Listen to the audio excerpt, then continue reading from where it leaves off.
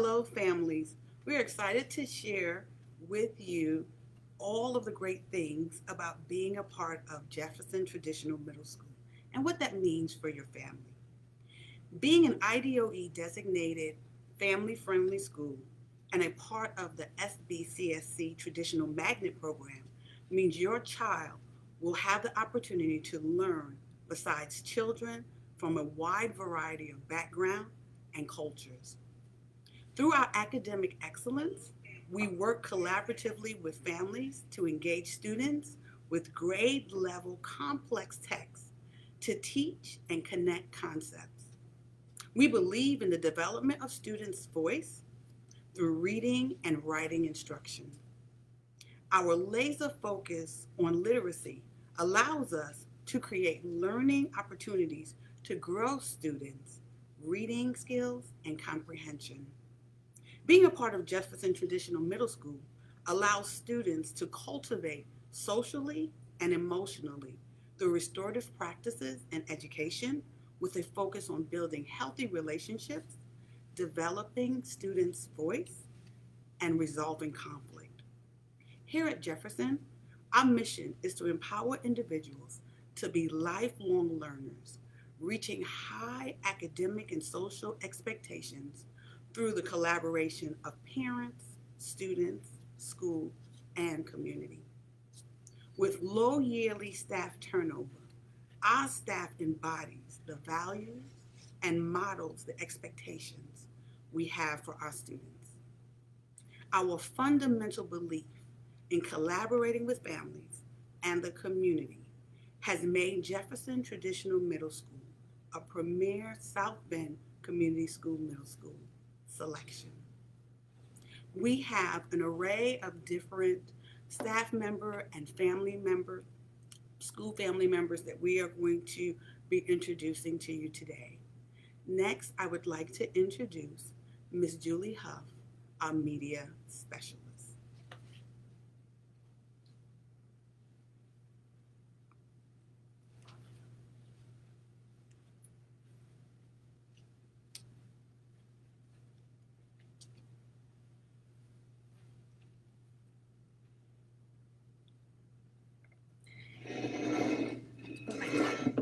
Can't see. Well, there's a bulldog here, but you can't really see him. So, like Mrs. Richardson said, Jefferson is the only South Bend school to carry the distinction of family friendly for 3 years. We pride ourselves in all the different activities we have for families and children.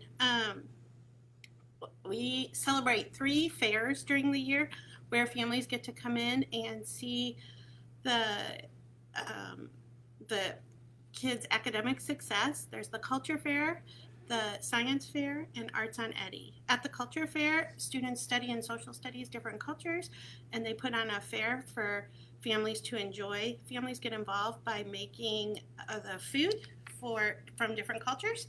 The science fair, all students are invited to do a science fair project, and then community members judge them. In the spring, we do Arts on Eddy. At Arts on Eddy, that is where students show their pride in their work for every class. So you see work from every student in all the different subjects.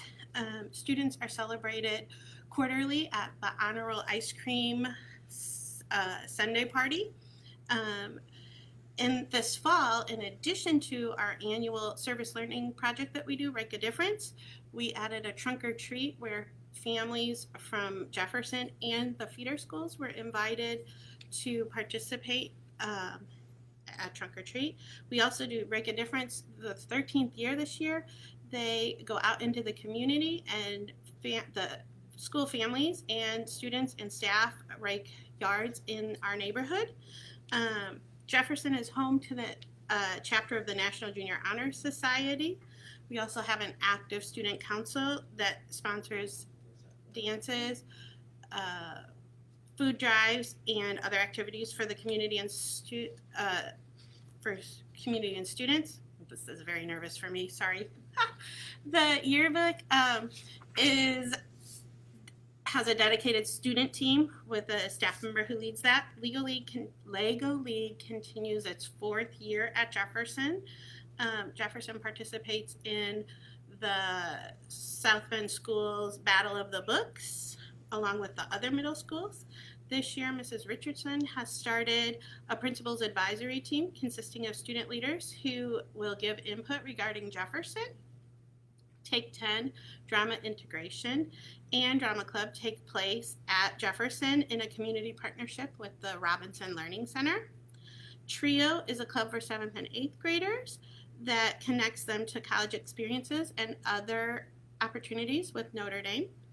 Last year, we started a pop-up club program with such fun activities as garden club, cooking, anime, engineering club, that was put on through Notre Dame, Starbase, Gentlemen of Scholars, and Yarn Club, among others.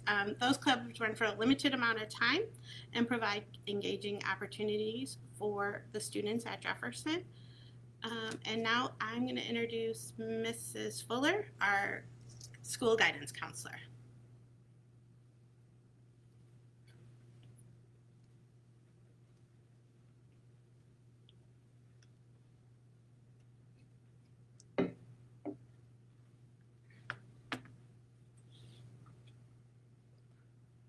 Good morning. I'm Jessica Fuller, the school counselor. I have been a part of the Jefferson community for 9 years. This is my 9th year. The first 5, I was a Jefferson parent, and then I decided this is where I wanted to work. So I'm starting my 4th year as a member of the staff, and I'm still a Jefferson parent. My youngest is in 7th grade there now. I want to talk to you about a few things. The first being the magnet enrollment process. So there are 2 ways that Jefferson students can enroll. The first is if you're what I call a neighborhood student. Those students who live in the boundary lines of Jefferson are automatically enrolled at Jefferson. If you aren't sure where your address lies, you can go to our website, jefferson.sb.school, and click on the About Us, and there is a map where you can enter your address and you can find out if you are in the Jefferson boundary. If you are not in the Jefferson boundary lines and you are interested in attending Jefferson, you will need to fill out the magnet application. So we have spots available for magnet application students, and those are students who are interested in attending Jefferson for the traditional magnet program. That application window is open now, and the first phase ends December 16th, and then we may have spots available after that first phase. It just depends on how many applications we get in this first round. I also want to speak about our behavior expectations at Jefferson. Our motto, and our students see it on the walls at school, is preparing today for tomorrow. And I talk to our students a lot about this idea that today they are in middle school and their tomorrow is high school. And we want to make sure that our students are prepared not just academically for high school, but socially and emotionally as well. And so our behavior expectations, we expect that our students will bark. And that is our acronym for our behavior expectations. B stands for be prepared, A is for accountable, R is for respectful, and K is for knowledgeable. All 4 of these behavior expectations help our Bulldogs be prepared, not just for school, but for life. Our students learn how to bark in the hallways, bark in the classrooms, bark on the bus, and hopefully how to bark in all of life outside of our school building. Our behavior expectations are tied directly to our positive behavioral interventions and supports, which that's a long name for what we often refer to as Pbis. So for our Pbis program, when our students are caught barking, which of course is positive behavior, they are awarded points. And we actually launched this year a really fantastic online Pbis reward system where our teachers award our students points digitally. When we're in person, finally, this is all can be done through an app, and the students will have badges that can be scanned by the teachers. But right now we're doing it manually online. Students are awarded points for each of those 4 different behaviors. And then they get to take those points and save them and go to the Pbis store and buy things with their reward points, like snacks and candy and school supplies and clothing and all games, all sorts of things. The challenge has been getting those items delivered to the students since we're virtual, but we have taken road trips around town to hand deliver those students their reward purchases to their homes. So that's a fun way for us to be able to see them when we aren't able to be in the building. And then the last thing that I want to talk about is the social and emotional supports that are available at Jefferson. So along with myself, the school counselor, we also have a full-time social worker, Miss Monica Rome, and we are there to provide direct and indirect supports to our students for social and emotional well-being and mental health supports. We can do referrals to outside agencies when that's necessary. We have set up a Google Classroom together. We call it the Dream Team Google Classroom, where we just give different activities and encouragements for students.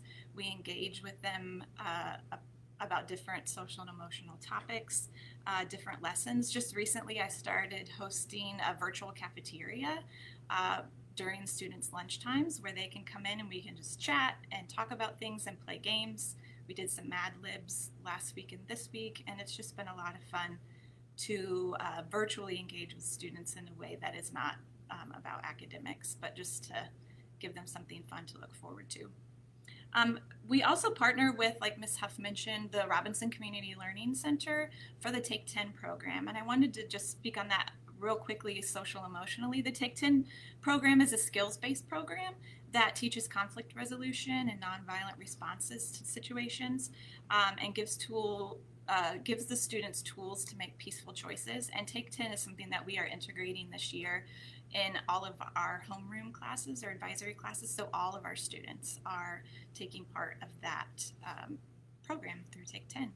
So that is all that I have to present, and I would like to introduce Mrs. Angie Hardman, who is our Restorative Justice Coordinator.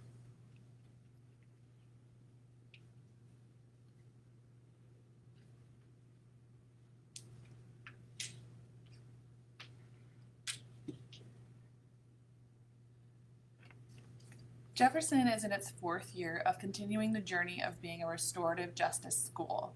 It's a process that takes a lot of dedication, and it is not a rushed process. Our staff and faculty have worked to make our school a place where students and staff know the difference in our school because of our roots in the restorative justice process. The most substantial way you'll see restorative justice at Jefferson is through the affirming relationships we build through our circles. We have many different kinds of circles at Jefferson: celebration circles, learning circles, community building circles, dialogue circles, and healing circles. Although circles are an easy way to access our work, restorative language is another important practice at Jefferson. Teachers have been given 2 sets of questions to use as guides. One for the person who has harmed, and one for the person who has been harmed. These are used to help guide meaningful and reflective conversations to bridge the gap between where we might be missing each other. As we develop this practice as a community, the questions will become more internalized. We have discovered that the important question is not why, but what happened. The line of questioning often leads us to, what do we have to do to make this better? In the upcoming year, we hope to work towards having community circles that are led by our student leaders. As we continue this process, we want our students to create and lead circles that are important to them, and for them to take ownership of their community and how to make it better. Also, the paradigm shift of restorative justice asks a different set of questions. Instead of asking who did it and what punishment do they deserve, we ask who was harmed and who needs to be involved to help make things right. We want to continue to offer students options to repair harm rather than just isolate them. We want to engage in conversations with not only the student, but the entire school community. And lastly, we want to ensure that all students, parents, and staff at Jefferson know and feel like they have a voice in the classroom and in their school community. This comes with being heard and being given power during our weekly community building and circle conversations. I want to take this opportunity to tell you just a little bit more about what restorative justice is. This was written by Dr. Susan Sharp, a retired Notre Dame professor of restorative justice who helped us create our district restorative justice process. I'm just going to share a little part of her work. What is restorative justice? It's a very simple concept. It's a belief that when harm has been done in a community, and any community we are a part of, or a group we are responsible for, our top priority should be to repair the harm that was done to individuals, to relationships, and to the fabric of the community that connects us. It's a belief that accountability should be for the purpose of that repair, not for the sake of punishment. That's it. Everything done in the name of restorative justice should be an expression of that simple priority. If that's not its aim, then it's probably still punishment going by a newer name. Perhaps a gentler, more productive kind of punishment, but still some version of that. People often like the sound of restorative justice, not realizing how countercultural it is. In our culture, our default is to ask who did it and what punishment is called for. Asking instead what harm was done is quite a radical approach. And that's the approach that we're working so hard to lean into here at Jefferson. Because it is so radical, people often have trouble hanging on to that idea. They fall into thinking that restorative justice is about treating offenders with more support, doing more to rehabilitate them, but that still misses the point.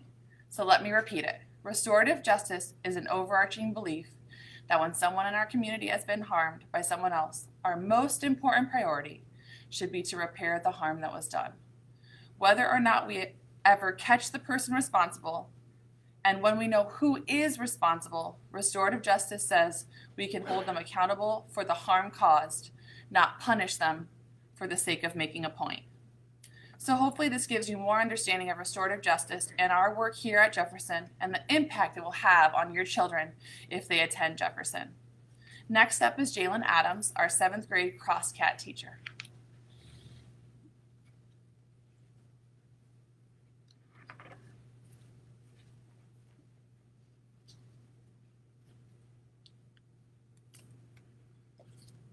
Good morning. My name is Jalen Adams, and I'm a 7th grade cross-categorical teacher at Jefferson, and I'm also the assistant football coach.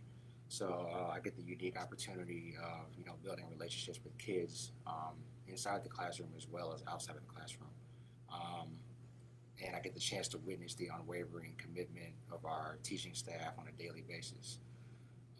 For teachers, paraprofessionals, and all staff who work with students, the ultimate goal is to do something every day to, help a student, to inspire a student, to encourage a student, to motivate a student, to prod a student, to reach their potential in any way that we can.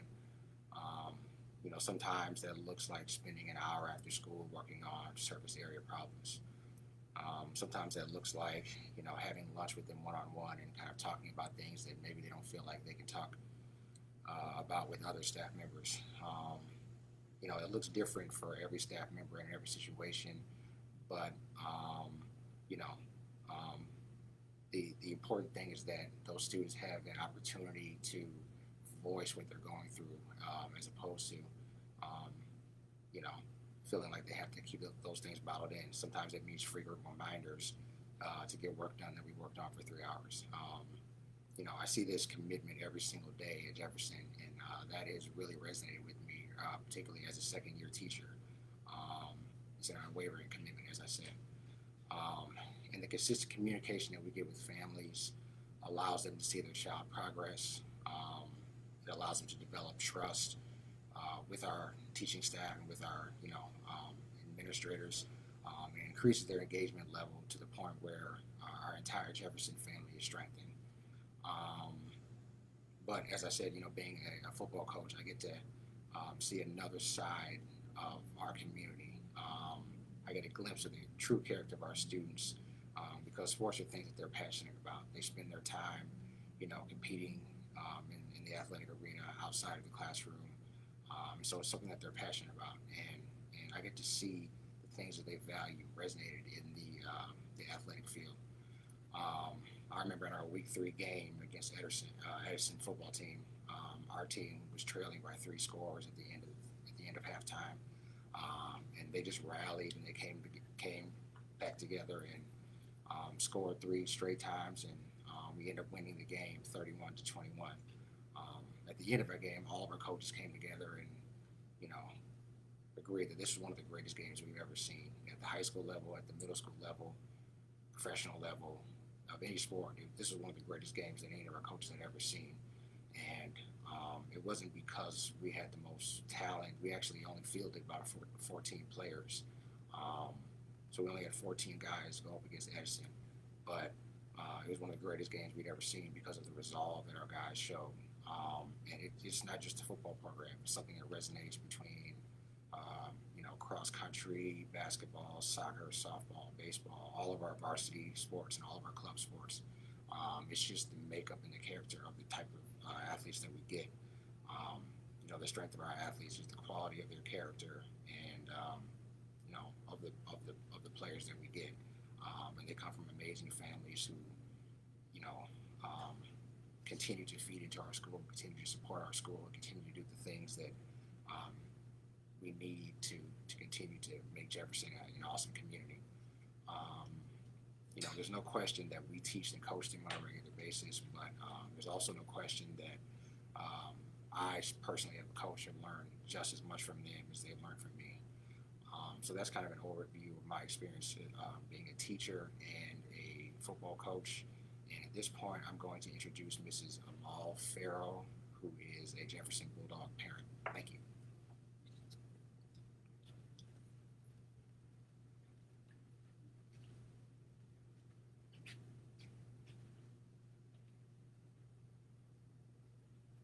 Hello, my name is Amal Farrell, and I'm a Jefferson parent.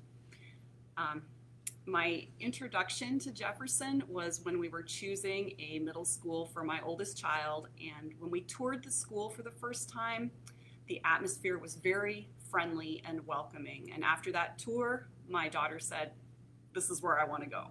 And we're so glad that we made that choice as a family. As a parent, that friendly and welcoming atmosphere has continued to be extended to me. I have felt invited and empowered to be involved in the school in a number of different ways. I've had opportunities to volunteer, served ice cream at the honor roll ice cream socials. I was able to help supervise at a fundraising fun run activity several times, and I have really appreciated and enjoyed those opportunities to volunteer. I've also had the chance to lead an after-school club in partnership with a teacher, and there was a lot of support for that, which I enjoyed and appreciated. Another thing that has been a very positive experience for me has been the responsiveness of the teachers and the administration in a number of different situations. Middle school is challenging, and when one of my kids was struggling academically, a teacher met with me after school and helped us work through what needed to change to help my child succeed. I was very grateful for that. On a couple of other occasions, when we've run into some snags in terms of some minor conflicts, the teachers and administration again met with me personally, and I felt like their response was very appropriate and compassionate and effective as well. Mrs. Hardman talked about the Restorative Justice program. That is a big part of why I love Jefferson. In addition to having circles for the students, they've also had circles for parents, and being a part of those has helped me feel more a part of the Jefferson family, and also to understand some of the challenges that other parents of middle schoolers are facing. So I am very, very grateful and happy that I can be part of Jefferson. And I'm going to turn it over now to my daughter, Ella Farrow, who is a 7th grader at Jefferson.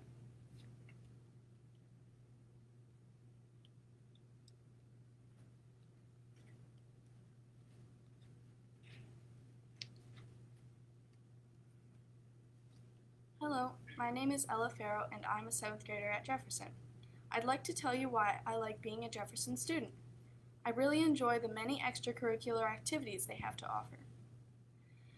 I'm a part of cross country and I really enjoyed myself. This is my 2nd year and I had lots of fun while I got to be active. I made new friends and we practiced every day and had meets like every week or so. It was not stressful and they were willing to have people of all skill levels participate. I was also a part of garden club. I got to meet new people, be outside, and I learned a lot about teamwork and nature. I also got to be in band. I played the saxophone and I had the opportunity to be in jazz ensemble, which meets before school every day. I've learned a lot from the teacher and my peers in all of these activities. Now I'd like to hand it back over to Principal Richardson.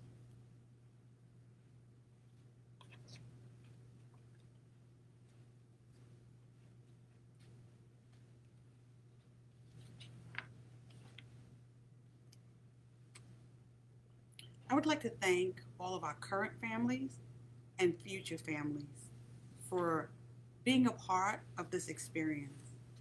Jefferson is really a school that's a family. We invite you to look a little deeper, come and speak with us, and really get to know who we are. I'd like to thank all of our teachers, all of our staff members, all of our students for always doing the best job that you can do. Thank you and have a